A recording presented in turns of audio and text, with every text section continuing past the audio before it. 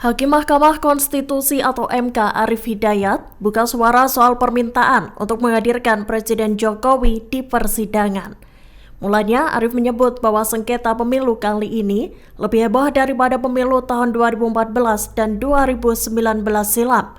Dikutip dari Tribun News, dalam sidang sengketa Pilpres 2024 yang digelar di Gedung MK, Jumat 5 April 2024, Hakim Arief menyebut kurang elok jika Presiden Jokowi dihadirkan dalam sidang. Hal itu dikarenakan Jokowi berstatus sebagai kepala negara sekaligus kepala pemerintahan. Seperti diketahui, muncul isu Presiden cawe-cawe dalam Pilpres 2024. Hal itu lantas membuat kubu Anies Baswedan Muhaimin Iskandar meminta agar mahkamah menghadirkan Presiden Jokowi di persidangan. Lebih lanjut, Arief mengatakan MK akhirnya memilih untuk memanggil menteri sebagai pembantu presiden. Saya kebetulan hakim konstitusi di antara kita bersembilan, itu yang terlibat mengadili Pilpres dan Pileg 3 kali. Jadi saya mempunyai pemahaman yang agak komprehensif, mendalam. Pilpres kali ini lebih hiruk-pikuk.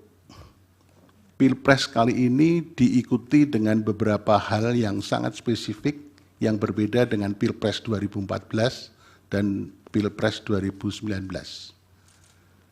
Ada pelanggaran etik yang dilakukan di Mahkamah Konstitusi, dilakukan di KPU, dan banyak lagi yang menyebabkan hiruk-pikuk itu. Nah, yang terutama mendapat perhatian yang sangat luas dan kemudian didalilkan oleh pemohon itu cawe-cawenya kepala negara. Nah, cawe-cawenya kepala negara ini, mahkamah sebetulnya juga kita memanggil kepala negara, Presiden Republik Indonesia. Kelihatannya kan kurang elok.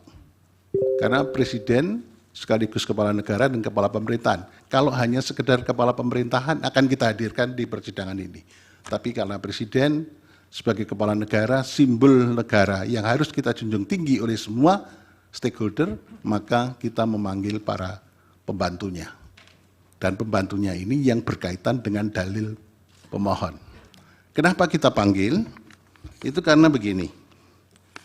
Dalil pemohon mengatakan keberpihakan lembaga kepresidenan dan dukungan Presiden Joko Widodo dalam Pilpres. Nah, itu kemudian memunculkan beberapa hal.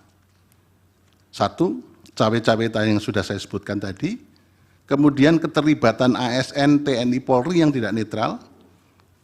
Ada sangkaan, dugaan PJ Gubernur, Bupati, Wali Kota yang PJ itu juga ikut bermain di situ.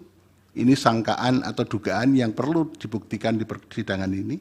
Kemudian ada peran serta lurah kepala desa juga yang ikut cawe-cawe, ikut menggalang massa, dan kemudian bansos yang dianggap mempunyai korelasi dengan elektoral. Tapi ternyata dari berbagai diskusi, bansos itu elektoral lebih berkaitan, dalam persidangan ini muncul, lebih berkaitan dengan elektoral pada pileg legislatif. Download Tribun X sekarang. Menghadirkan lokal menjadi Indonesia.